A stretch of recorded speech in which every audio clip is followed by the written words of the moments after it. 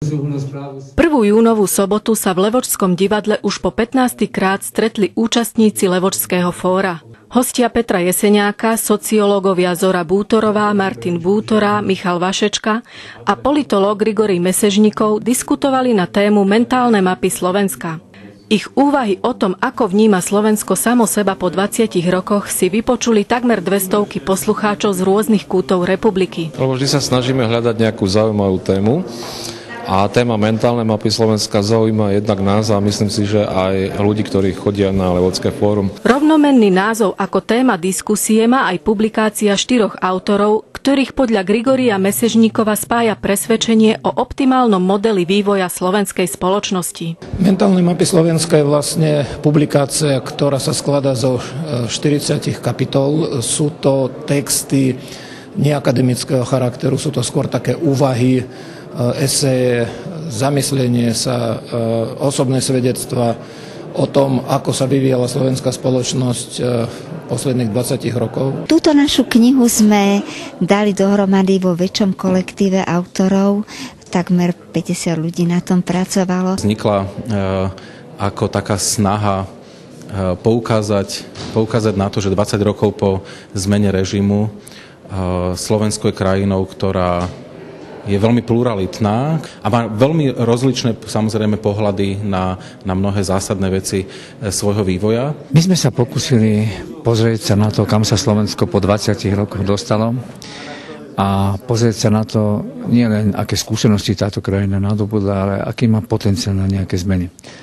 A dospeli sme k niekoľkým zaujímavým zisteniam. Možno jedno také kľúčové zistenie je, že Slovensko v nesmierne zhustenom čase vlastne dokázalo strašne veľa. Slovensko naštartovalo 3. desaťročie svojej slobody a za historicky pomerne krátky čas uskutočnilo množstvo aktivít, ktoré sú medzi európskymi krajinami ojedinelé. Sme v Európskej únii, v NATO, v OECD, v Schengene, v eurozóne. Aj keď vývoj Slovenska nebol vždy ideálny, podľa Michala Vašečku je naša krajina predurčená na ekonomický úspech. Spoločnosť sa nevyvíjala počas týchto 20 rokov tak, aby sme mohli vždy konštatovať, že ten stav zodpovedá tomu optimálnemu vývoju. Slovensko je krajina, ktorá sa rozvíja štruktúrálne veľmi dobre.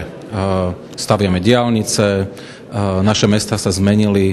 Ja si spomínam, koniec koncov aj Levoču ešte z 80. rokov, bolo to mimoriadne rozpadnuté mesto, na ktorom bolo vidieť tú starú slávu, ale všetko sa to rozpadávalo. To sa všetko zmenilo a Slovensko vlastne sa vyvíja dopredu. Mentálne mapy oslovujú širokú verejnosť. Umožňujú jej nahliadnúť do histórie samostatného Slovenska a v konečnom dôsledku vytvoriť si názor na ďalšie smerovanie našej krajiny. Ja si myslím, že tá knižka vlastne chce byť takým pozrením sa do zrkadla a v tom zrkadle nevždy vidíme všetko krásne, ale je tam snaha o to, aby to bolo realistické. Kritický pohľad na náš samých a na to, čo sa nám podarilo a nepodarilo a kam sme sa dostali, je vlastne prvým predpokladom na to, aby tie ďalšie roky mohli byť úspešnejšie a tá naša cesta menej krivoláka. Teraz ide o to, aby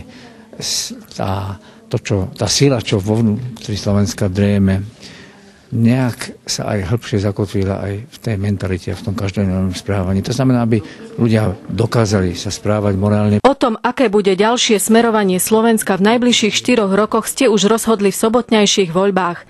Teraz sú na rade politici. Jednak zhodou okolností túto poslednú súhrnnú správu